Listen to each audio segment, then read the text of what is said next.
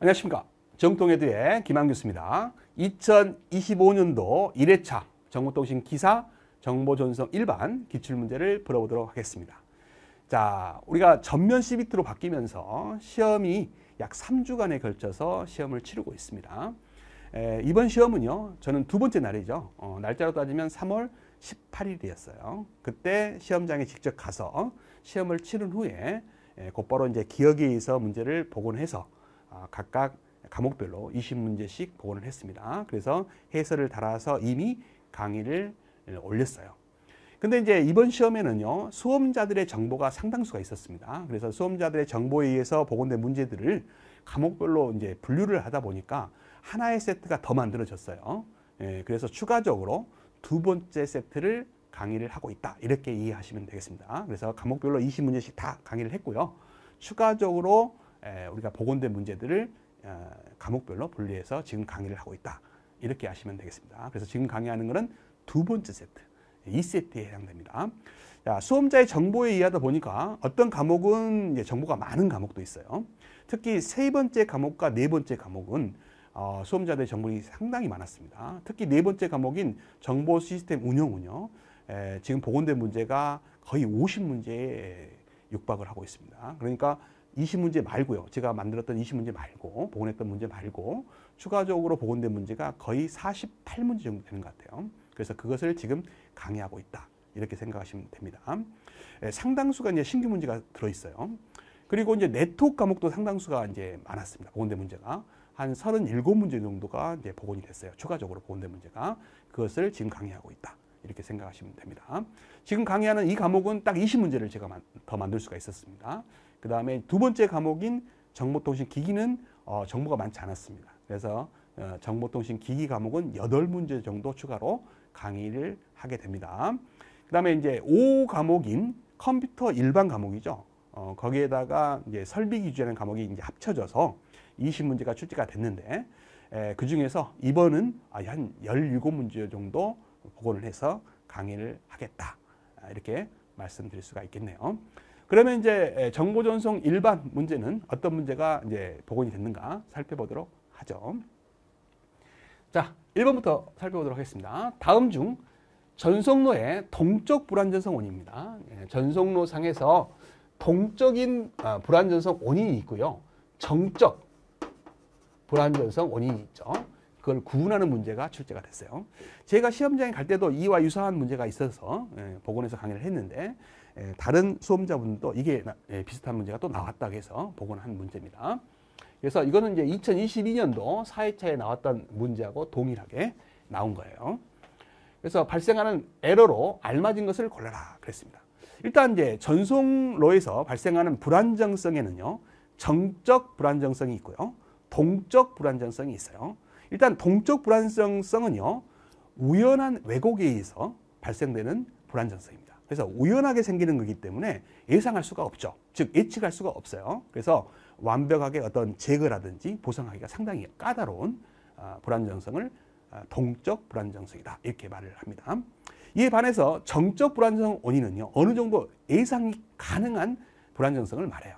그래서 시스템적으로 잘만 만들면 예상할 수 있으니까 어느 정도 보상이 가능하죠. 그런 불안정성을 정적 불안정성이다. 이렇게 말을 합니다. 그래서 이제 종류가 시험에 나오다 보니까 종류만 구분하시면 될 것 같아요. 그래서 동적인 불안정성 원인이 있어요. 그래서 이것은 우연적인 왜곡으로 예측할 수가 없어요. 그래서 제어가 까다로운 불안정성입니다. 종류에는요, 화이트 노이즈라고 하는 백색 잡음이 있습니다. 그 다음에 이제 충격성 잡음이 있죠. 이 충격성 잡음이 곧잘 시험에 나와요. 그 다음에 상호 변조 잡음, 진폭 및 위상 잡음, 그 다음에 혼선, 그 다음에 에코, 이거 시험에 잘 나오죠. 에코를 한자로 반향이라고도 합니다. 그래서 가끔 에코라고 안 나오고 반향이라고도 나와요. 그 다음에 이제 페이딩이 잘 나오죠. 페이딩, 수신 전개 강도가 시간에 따라 변동되는 현상이죠. 이 페이딩이 또 잘 나옵니다. 이거 말고도 이제 위상 지트가 있고요. 위상 히트도 있어요. 그 다음에 선로의 일시적인 고장, 이런 것들에 의해서 생기는 불안정성이 동적 불안정성 원인이 됩니다. 그래서 종류를 꼭 외워주시고요. 정적인 불안정성 원인도 있죠. 이것은 예상할 수 있는 거니까요. 시스템의 특성에 의해서 어느 정도 왜곡을 상쇄시킬 수 있고 보상할 수 있는 불안정성이다. 이렇게 알아두시고요. 그에 대한 종류에는 지연 왜곡이 있어요. 그 다음에 손실이 있고요. 그 다음에 주파수 편의가 있습니다. 이 세 가지가 시험에 잘 나오죠. 지연 왜곡, 손실, 주파수 편의. 잘 나온 것들을 주로 외워주시면 좋을 것 같아요.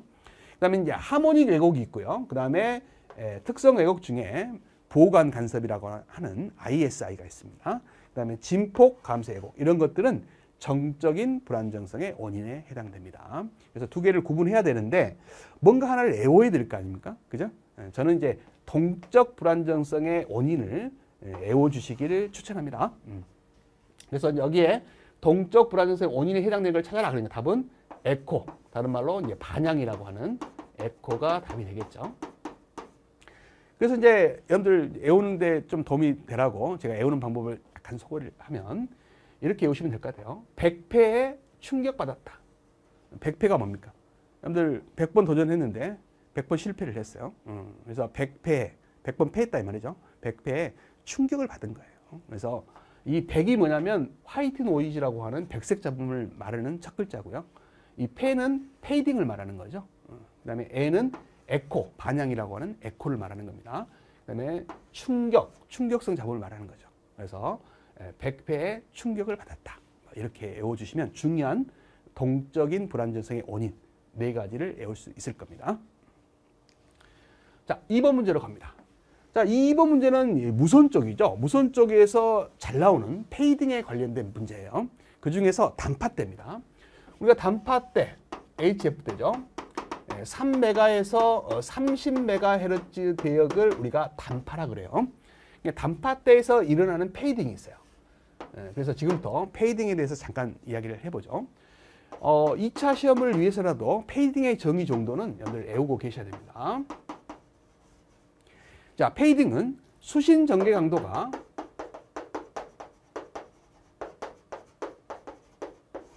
시간에 따라 변동되는 현상을 우리가 페이딩을 합니다. 자, 우리가 이제 신호의 세기를 무선에서는요, 전파에서는 전개 강도로 측정을 해요. 그래서 전개 강도를 기호로 2라고 하는데 이 전개 강도가 세냐 약하냐가 신호의 세기입니다. 그래서 신호의 세기를 전개 강도로 측정하기 때문에 이렇게 표현한 거예요. 전문용어로. 그래서 여러분들은 이제 쓸 때는 수신 신호의 세기가 이렇게 하셔도 됩니다. 신호의 세기가 시간에 따라 변동되는 현상 이렇게 쓰셔도 돼요. 전문적으로 쓴 겁니다. 저는 수신 전개 강도가 시간에 따라 변동되는 현상. 무슨 뜻이냐면요. 신호의 세기를 나타내는 전개 강도예요. 이게 이제 시간축이죠. 수신기에서 들어오는 신호의 세기는 일정해야 돼요. 시간이 지남에 따라서 일정해야 됩니다. 텔레비전을 보고 있는데 화면 밝기가 일정해야 되죠. 밝았다, 어두웠다, 밝았다, 어두웠다 그러면 안 되죠. 목소리도 마찬가지입니다. 볼륨이 커졌다, 작았다 하면 안 되죠. 일정해야 될 거 아닙니까? 그렇죠? 그래서 신호의 세기는 일정해야 됩니다. 시간에 따라 일정해야 된다. 근데 이 신호의 세기가 시간에 따라 변동되는 현상이다 이 말이죠. 이렇게 커졌다, 작았다. 이런 현상을 뭐라고 해요? 페이딩이라고 합니다. 자, 우리 모든 수신기에는요. A, G, C가 있어요. 오토매틱 게인 컨트롤이죠. 자동 이득 조절기가 있습니다. 밖에서 들어오는 신호는 셀 수도 있고 약할 수도 있어요. 기상 변화나 어떤 원인에 의해서 신호가 약해질 수도 있고요. 강할 수도 있다는 거죠. 그래서 외부에서 들어오는 신호가 약하면요. 증폭을 해서 일정한 수준으로 올려야 됩니다. 일정하게 올려야 된다 말이죠. 외부에서 들어오는 신호가 강하면요. 좀 줄여가지고 일정한 수준으로 낮춰줘야 돼요. 그래서 항상 수신기에는 일정한 신호가 나타날 수 있도록 조정해주는 이득 조절 회로가 있다는 겁니다. 수신기에는. 또는 이제 AVC가 있어요. 오토매틱 볼륨 컨트롤 이런 회로들이 있는 거죠. 수신기에. 그래서 일정한 신호가 되도록 이렇게 조정하는 회로가 있는데 외부에서 들어오는 신호가 너무 신호가 급변해 버리면요. 이런 조절 회로가 따라가지 못해요. 그래서 무슨 현상이 일어나요? 수신 전개 강도가 변동되는 현상이 일어나요. 이게 바로 페이딩이 됩니다. 그래서 원인이 여러 개가 있겠죠. 이렇게 전개 강도가 급변하는 원인이 여러 가지가 있을 거 아닙니까? 그래서 그에 대한 원인에 따라서 페이딩 현상도 여러 가지가 생기니까 페이딩의 종류도 많아지는 겁니다. 근데 이 중에서 단팥대죠. 이 단팥대에 일어나는 페이딩의 종류를 물어보고 있는 거예요. 단팥대는요, 여러분들 전리층이라는 게 있어요. 가장 높은 층을 우리가 F층이라고 하는데 그 F층을 부딪히고 가는 이런 파를 이용해서 통신을 합니다. 그러다 보니까 전리층 때문에 생기는 페이딩이 많아요. 그래서 여기에는 단팥대 페이딩이다 이렇게 나왔지만 전리층에서 일어나는 페이딩의 종류가 아닌 걸 골라라 이렇게도 나올 수 있는 문제입니다. 그래서 단팥대 페이딩은 전리층에서 일어나는 페이딩이다 이렇게 알아두시고 종류가 5가지가 있어요. 이걸 꼭 외워주시고 단팥대 페이딩은 경감책이 시험에 주로 나옵니다. 그래서 경감책을 꼭 외워주시기 바랍니다. 경감책이라는 것은 줄이는 방법이죠. 페이딩을 완벽하게 없애는 방법이 있으면 좋은데 완벽하게 없애는 방법은 없어요. 줄이는 방법만 있는 거죠. 줄이는 방법은 여러 가지가 있습니다. 그 중에서 가장 대표적인 게 합성법이에요. 합성법을 영어로 다이버시티라고 하죠. 그래서 합성법의 종류는 여러 가지가 있는데 먼저 선택성 페이딩은요. 주파수 합성법이라는 것으로 경감을 합니다. 그 다음에 간섭성 페이딩은요. 주파수 합성법도 있지만 공간 합성법도 있어요. 2가지 방법을 어느 걸 써도 된다 이 말이죠. 그 다음에 도약성 페이딩은 주파수 합성법이에요. 흡수성 페이딩은 좀 특이하죠. AGC나 AVC예요. 그 다음에 편파성 페이딩은 이름이 같죠. 편파 합성법입니다. AOE가 수를 할 거예요. 그래서 종류 5가지도 확실하게 외우시고 그에 대한 경감책도 확실하게 외워주셔야 이런 문제를 풀 수가 있는 거죠. 그래서 이제 단팥대만 있는 게 아니라 이제 초단팥대 페이딩도 있어요. 초단팥대는 대륙권에서 일어나는 페이딩입니다. 대륙권. 그래서 초단팥대의 페이딩의 종류가 아닌 걸 골라라 이렇게 나올 수가 있어요. 여기도 5가지예요. 그래서 이제 이거는 또 대륙권에서 일어나는 페이딩이라고 표현할 수도 있다라는 겁니다. 그래서 종류에는 신틸레이션 페이딩, 산란형 페이딩, 감쇄형 페이딩, K형 페이딩, 덕트형 페이딩이 있어요. 그래서 다음 시험에는 이쪽에서 나올 수 있기 때문에 제가 이제 해설에 달아놓은 겁니다. 그래서 이제 초단팥대 페이딩은 경감책보다는요, 이런 페이딩이 발생하는 원인을 많이 물어봐요. 이 원인을 딱 설명해 놓고 이 중에서 어떤 페이딩이냐 골라라. 이런 문제가 초단팥대 페이딩에서는 잘 나오는 문제입니다. 이런 것들은 이제 기초 공부할 때 우리가 다 배웠다라는 거예요. 그래서 이런 문제가 충분히 다음 시험에는 나올 수 있기 때문에 다음 시험 하실 때는 준비하실 때는 이런 것도 공부를 해 주셔야 돼요. 자, 이번 시험에는 이제 단팥대만 나왔으니까 한번 풀어보죠. 자, 간섭성 페이딩은 뭐냐? 간섭성이 경감책이 뭐였어요? 간섭성 페이딩 여기 있죠? 주파수 합성법과 공간 합성법이죠. AGC는 아니죠. AGC는 뭐였어요? 흡수성 페이딩의 경감책이었죠. 그래서 답은 1번이 틀렸다. 자, 그 다음에 편파성 페이딩은 이름이 같죠. 편파 합성법이에요. 즉 다른 말로 다이버시티라고 하죠. 흡수성 페이딩은 AGC나 AVC죠. 맞죠? 자, 선택성 페이딩은요. 여기에서 보시면 이제 주파수 함수법이잖아요. 근데 여러분들이 여기에 없는 뭐가 있어요? 싱글 사이드 밴드 통신 방식을 써도 된다. 이런 말이 나오잖아요. 예, 변조 기술을 좀 아셔야 되죠. 우리가 AM 방식에서 더블 사이드 밴드 방식이 있죠. 자, 우리가 스펙트럼으로 신호를 본다면요. 변조된 신호가 자, 여기에 반송파 성분이고요. 여기에 이제 상측파, 여기가 하측파에 해당되는 신호 성분이죠. 요게 이제 상측파, 요게 하측파. 이게 반송파 성분이죠.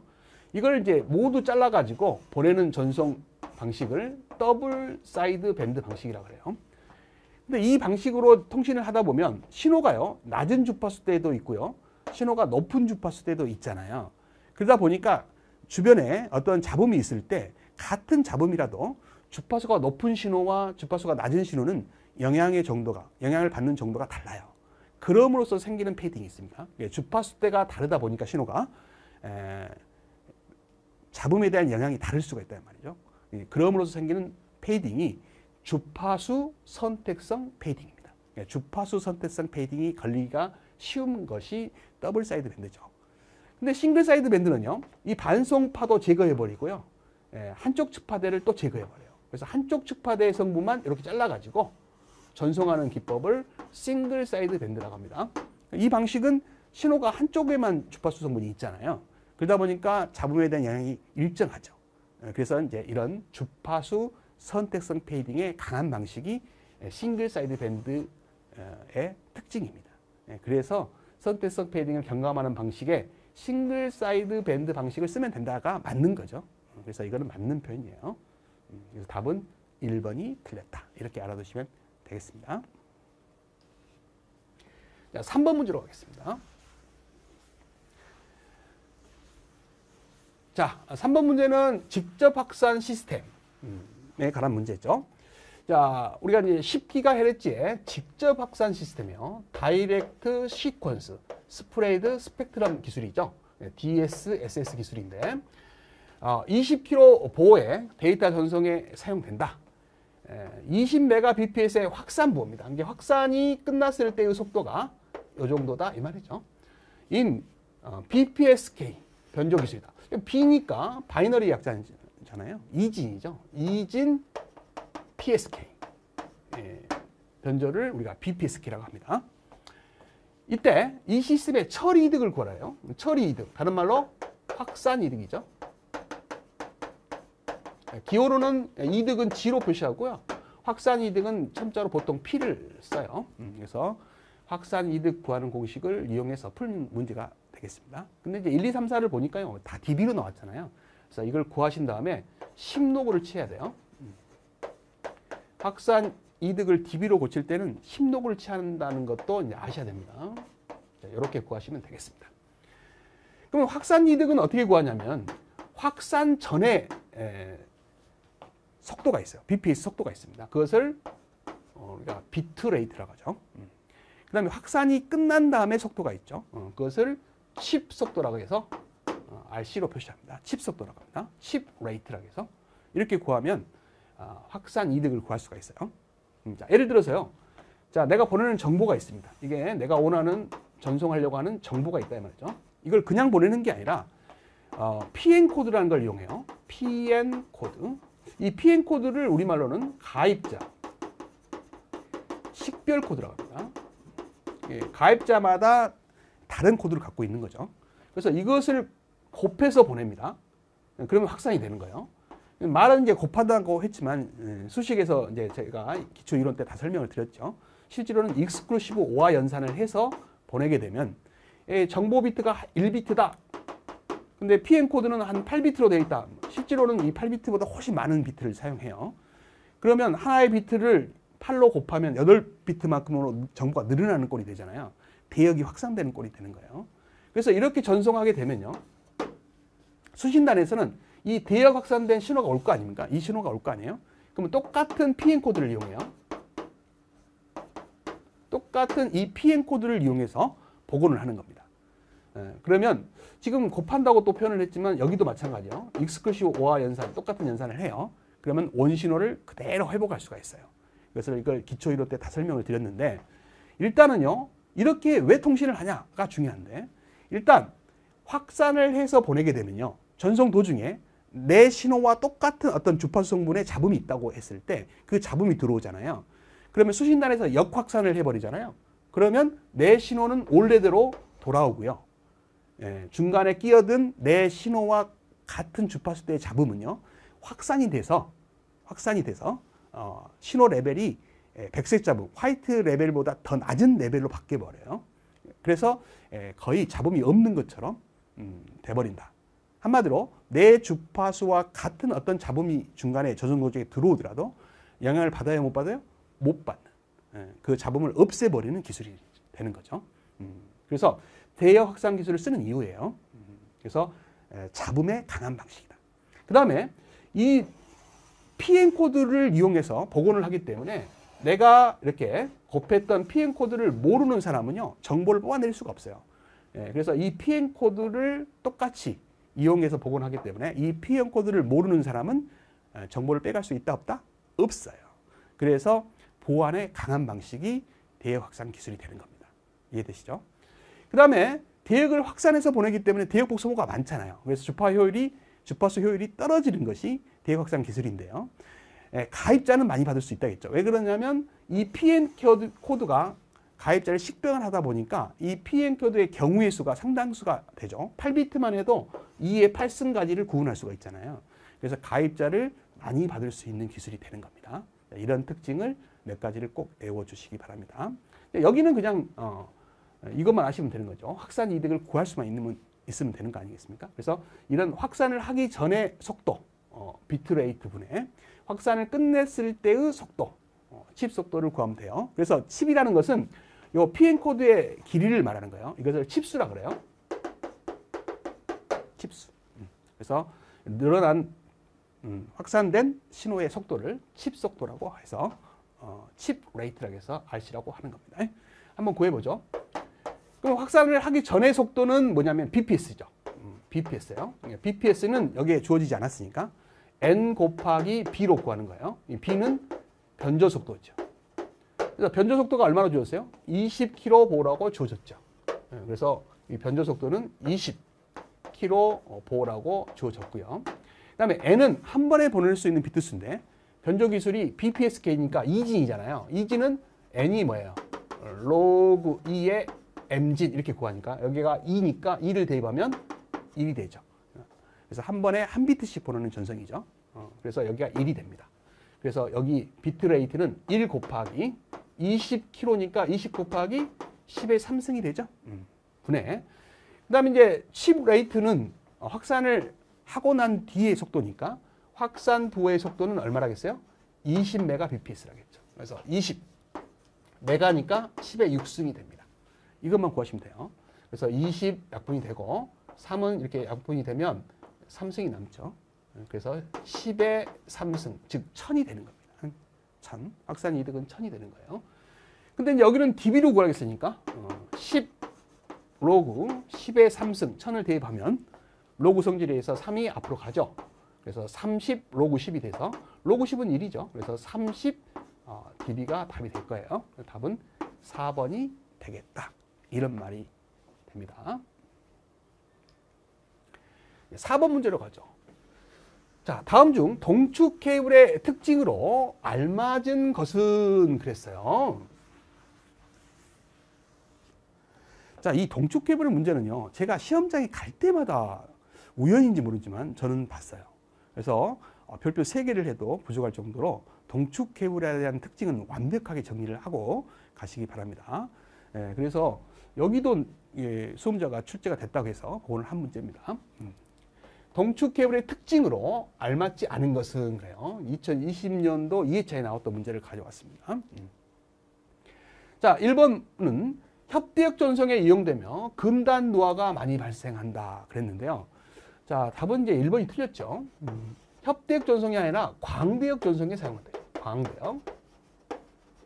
광대역 전송에 사용되고, 그 다음에 이제 아날로그 신호도 보낼 수 있고 디지털 신호도 보낼 수 있는 전송로가 뭐예요? 동축 케이블이에요. 그래서 가끔 필답형에 과거에 많이 나왔었죠. 아날로그 신호와 디지털 신호를 동시에 전송할 수 있는 전송로를 2가지만 써라. 그러면 트위스트 페어, 평행 이선식을 하나 쓰시고요. 그 다음에 동축 케이블 쓰시면 정답이에요. 그래서 광대역 전송에 이용되고 아날로그 신호와 디지털 신호를 모두 전송할 수 있는 전송로다. 이렇게 외우시면 되겠습니다. 근데 뒤에 부분 이제 근단 노화가 많이 발생한다. 이거는 맞을 수도 있고 틀릴 수도 있어요. 왜냐하면 자, 여러분들 선로가 이게 하나가 있다고 합시다. 이걸 이제 유도 회선이라고 그래요. 유도를 당했다고 해서 옆에 있는 회선을 피유도 회선이라고 말을 하죠. 자, 여기가 송신단이고 이게 수신단이에요. 근데 이게 내가 이제 음성을 보냈다고 생각해 보세요. 이 송신된 신호가 이렇게 가고 있는데 이것이 이제 피복으로 감싸놔야 돼요. 그래서 내 신호가 다른 데 흘러들어가지 못하도록 감싸놔야 되는데 절연을 못했다 이 말이죠. 근데 출발하자마자 보낸 신호, 이 송신 신호가 이 피유도 회선에 흘러들어간다는 거죠. 내 신호가 누화가 된다는 거예요. 그걸 누화라고 하죠. 그래서 흘러들어간다는 뜻입니다. 흘러들어가요. 그래서 이 송신 쪽에 가까운 곳에 영향을 미치는 거죠. 그래서 이것을 가까울 근자로 떠서 근단 누화라고 이렇게 말을 해요. 근단 누화라고 하죠. 근데 이제 내가 보낸 음성이 쭉 잘 가다가 수신단에 가까워져서 이렇게 누화가 되는 거죠. 그래서 이쪽에 이제 영향을 미치는 겁니다. 그러면 여기서 본다면 좀 먼 쪽에서 일어났잖아요. 그래서 이거를 원단 누아다. 이렇게 말을 해요. 근데 이제 생각을 한번 해보세요. 내가 이제 음성을 맨 처음에 보내면 송신단의 신호가 크겠죠. 그럼 가다가 보면 약간씩 주니까 아무래도 약해질 거잖아요. 그래서 처음에는 이 근단 누아가 이 원단 누아보다 영향이 클 거예요. 처음에는. 근데 이 전송로가 이제 길어지면 길어질수록 이 근단 누아보다는 원단 누아 영향이 더 크다. 이거 꼭 아셔야 됩니다. 구분을 하셔야 돼요. 이 근단 누아는요. 누아는 꼭 알아두세요. 주파수가 높아지고 회선의 길이가 길어질수록 반비례입니다. 반비례. 작아져요. 그래서 상대적으로 원단 누아 영향이 커진다는 겁니다. 두 개를 비교했을 때. 그래서 주파수가 높아지고 회선의 길이가 길어지면 근단 누아보다는 원단 누아가 많이 발생한다. 그래서 우리가 이제 동축 케이블의 특징을 설명할 때 장거리 통신에 이용하잖아요. 장거리 통신에 이용되며 원단 누아 현상이 크다. 이렇게 나오면 이거 맞는 거예요. 왜냐하면 장거리 통신이잖아요. 장거리 통신에는 원단 누아의 영향이 더 큰 거예요. 근데 이제 그냥 설명을 하면 짧은 공간에서 설명하면 아무래도 송신단에서 음성이 더 크니까 여기서 셌을 때가 영향이 더 크겠죠. 짧은 구간에서는 근단 누아가 이제 원단 누아보다 영향이 약간 더 클 거란 말이에요. 근데 이런 문장하고 헷갈리시면 안 됩니다. 장거리 통신에서는 길어질수록 근단 누아는 회선의 길이의 반비례니까 약해진단 말이에요. 반대로 두 개를 비교했을 때 원단 누아 현상이 더 커진다는 거죠. 두 개를 비교했을 때. 그래서 이런 문장은 맞는 문장이 된다는 거 이해를 하셔야 돼요. 그래서 장거리 통신에서는 원단 누아 현상이 더 커진다라는 문장 꼭 알아두시기 바랍니다. 그래서 여기는 이제 뭐 장거리냐 단거리냐 말이 없기 때문에 굳이 뭐 틀렸다 맞았다 하기가 좀 곤란합니다. 그래서 근단 누아가 많이 발생한다 그러면 그래 맞았는가 보다 이렇게 보시면 될 것 같아요. 그래서 뒤에는 맞았다 틀렸다 말하기가 뭐하고요. 앞에는 확실히 틀렸기 때문에 이 문장은 틀린 게 되는 겁니다. 답은 1번이 되겠고요. 그 다음에 고주파에서 외부 도체가 이제 차폐가 우수하죠. 우리가 이제 동축 케이블은 내부 도체가 있고 이제 외부 도체가 있는데 이 외부 도체가 접지가 되어 있잖아요. 그래서 외부로부터 어떤 신호의 영향을 받지 않는다 그랬죠. 그래서 고주파에서는 외부 도체의 차폐가 우수하며 누아 특성이 개선다. 특히 동축 케이블은요 60kHz예요. 자, 이 60kHz를 넘게 되면 신호가 넘게 되면 누아의 영향을 받지 않습니다. 누아는 낮은 주파수 때에 많이 영향을 줘요. 그래서 60kHz 이상이 돼버리면 누아 현상이 발생하지 않아요. 그래서 동축 케이블은 항상 60kHz 이상에서 사용되는 케이블이다. 이렇게 생각하시면 됩니다. 그래서 4번 문장.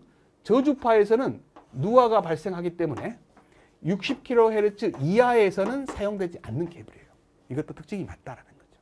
아셔야 됩니다. 그 다음에 내부 도체와 외부 도체의 절연이 극히 좋아서 전력 전송이 가능한 케이블이 동축 케이블입니다. 답은 1번이 틀렸다. 그래서 이제 이 누아에 대해서 정의부터 써놨어요. 그래서 정의부터 좀 알아두시기 바랍니다. 서로 다른 전송로 상에서 신호가 정전 결합과 전자 결합 등 이걸 합쳐서 전자기적 결합이라고 그래요. 전자기적 결합에 의하여 다른 회선에 영향을 주는 현상을 우리가 누아라고 합니다. 이게 정의가 적혀 있는 거고요. 이런 선로상에서 누아가 송신단측으로 전파되는 것을 근단 누아라고 하고 수신단측으로 전해지는 것을 원단 누아라고 한다라는 거죠. 그래서 이걸 근단 누아, 이걸 원단 누아라고 한다라는 겁니다. 특징으로는요. 광대역 전송로에 사용되는 전송로입니다. 그 다음에 아날로그 신호와 디지털 신호를 모두 전송할 수 있는 케이블이 동축 케이블이다. 그 다음에 동축 케이블의 길이가 길어지면 근단 누아보다는 이제 원단 누아의 영향이 더 커진다는 거죠. 길어질 때. 주파수가 높아지고 길어질 때가 되면 근단 누아보다는 원단 누아 쪽이 더 커진다라는 거, 이 문장 알아두시고요. 근단 누아는 주파수와 회선의 길이에 반비례한다는 거, 아까 말씀드렸죠. 반비례한다는 거 알아두시고요. 일반적으로 근단 누아 특성이 이제 원단 누아보다 더 영향을 미친다는 것은 아까 짧을 때 이야기예요. 이 근단 누아가 아무래도 이제 보내는 신호의 크기가 크다 보니까 여기서 세면은 아무래도 영향이 더 크겠죠. 그래서 그때는 이제 짧았을 때 이야기고 길어지게 되면은 근단노화보다는 온단노화의 영향이 커진다라는 거 알아두셔야 됩니다. 자, 일반적으로 근단노화 특성이 온단노화 특성보다 이제 더 많은 영향을 미친다라는 것은 그런 차원이다 이 말이에요. 그래서 헷갈리시면 안 됩니다. 이런 문장은 이제 헷갈리시면 안 돼요. 예, 근단노화와 온단노화는 비대칭적이라는 것은 서로 이제 어느 하나가 커지면 어느 하나가 작아진다는 거예요. 그래서 가까울 때는 선로의 길이가 가까울 때는 근단노화 영향이 컸지만 선로 길이가 이제 길어지게 되면은 온단노화의 영향이 더 크잖아요. 그래서 이런 비대칭적으로 이제 나빠진다 이렇게 표현을 한 거예요. 그래서 자세한 설명을 써놨잖아요. 동축 케이블에서 온단노화와 근단노화 중에서 어떤 것이 더 큰 영향을 미치는가는 케이블의 길이, 그다음에 신호의 주파수, 그리고 누화의 종류에 따라서 달라지게 된다. 그래서 일반적으로 짧은 케이블이나 낮은 주파수에는 근단 누화 영향이 좀 크고요. 그 다음에 긴 케이블이나 높은 주파수에는 온단 누화의 영향이 더 크다. 이렇게 알아두시면 될 것 같습니다. 자, 여기에 이제 기타 여러분들이 외워주셔야 될 동축 케이블의 특징을 적어놨어요. 자, 첫 번째 불평행선로죠. 불평행선로. 자, 동축 케이블은 내부 도체에서 가는 신호와 외부 도체에서 가는 신호의 레벨이 다르죠. 대표적인 불평행선로입니다. 평행이선식은 신호의 레벨이 같다겠어요. 그래서 평행선로라고 합니다. 얘는 불평행선로죠. 그다음에 광대역 전송로에 사용되고 아날로그 신호와 디지털 신호 모두 전송할 수 있다는 거. 특히 이 특성 임피던스 구하는 공식은 요즘은 잘 안 내고 있지만 과거에 엄청 잘 나왔던 거니까 외우셔야 돼요. 과거에 잘 나왔던 문제는 언제든지 또 나오더라고요. 그래서 여기에 스몰 d는 내부 도체의 직경이고요. 라지 d는 외부 도체의 직경이죠. 그 b가 약 3.6일 때가 가장 손실이 적죠. 그래서 이 3.6일 때가 감쇄가 가장 적은 조건입니다. 그래서 최적비다 그랬어요. 그래서 이제 이렇게 만들다 보니까 변수가 이것밖에 없잖아요. 그래서 첫 번째 이 비유전율, 내부 도체와 외부 도체를 격리하기 위해서 유전체를 집어넣는데 그 유전체의 물질이 비유전율이 1인 물질이 공기예요. 그래서 공기 온반을 채우게 되면 계산을 하면 특성 임피던스는 75옴이 됩니다. 그다음 두 번째, 고주파 특성이 좋은 물질이 있죠. 2.26. 시험 볼 때는 약 2.3으로 나온다고 했죠. 폴리에틸렌이라는 물질이에요. 이거를 여기다 집어넣으면 내부 도체와 외부 도체를 격리하기 위한 유전 물질로 집어넣으면 특성 임피던스가 얼마가 된다? 55옴이 된다. 그래서 동축 케이블의 특성 임피던스는 50에서 75옴 사이의 값이 적당한 값이라는 거 외우시라겠어요. 그래서 특성 임피던스는 큰 게 좋은 것도 아니고 작은 게 좋은 것도 아니고 그 재질에 따라서 적당한 값이 있는데 평행 이선식은 200에서 600옴 사이, 200에서 600옴 사이가 좋고요. 동축 케이블은 50에서 75옴 사이가 좋다. 그래서 제가 이제 약 80옴이라고 해서 뭐 55옴에서 85옴 이렇게 외우셔도 되고요. 55옴에서 정확하게 75옴 사이가 좋다. 이렇게 외우셔도 된다 그랬죠. 그 다음에 이제 외부 도체가 접지되어 있어서 외부로의 어떤 신호 영향을 거의 받지 않는 이 문장도 시험에 잘 나오는 문장입니다. 그 다음에 이제 나머지 6번부터는 이제 가끔 나오는 문장인데 이번에 이제 이거 아셔야죠. 60kHz 이하에서만 누화가 문제가 되고요. 60kHz 이상의 신호에서는 누화 문제가 생기지 않아요. 그래서 동축 케이블은 될 수 있으면 60kHz 이상의 신호의 전송에만 쓴다. 그랬죠. 그래서 그런 문장이 나와 있고요. 그 다음에 이제 감쇄 정수는요. 주파수의 제곱근에 비례한다. 그 다음에 위상 정수는 주파수에 비례한다. 이게 이제 어려운 시험 문제에는 등장하는 문장이에요. 그 다음에 이제 8번과 9번은 시험에 많이 나오지는 않지만 한 번쯤 나왔던 문장입니다. 영상 전송에는 감쇄가 중요하기 때문에 75옴짜리 동축 케이블을 많이 쓰고요. 학교 같은 데에서는 뭐예요? 계측기를 쓰잖아요. 측정 장비. 그 다음에 통신 장비라든지 안테나 이런 등등에 사용되는 동축 케이블은 55옴짜리가 적당하다 이 말이죠. 많이 쓰더라. 그 다음에 이제 커넥터의 종류는 많이 있어요. 그 중에서 BNC 커넥터가 있고 N 커넥터가 있는데 이 BNC 커넥터는 N 커넥터보다 차단 주파수가 낮은 편입니다. 이 문장이 시험 문장에 한 번쯤 나왔어요. 그래서 써놓은 겁니다. 중요도는 떨어집니다만 한 번쯤 나왔던 문장입니다. 그래서 여러분들이 동축 케이블에 대해서 이제 완벽하게 이렇게 정리를 하시기 바랍니다.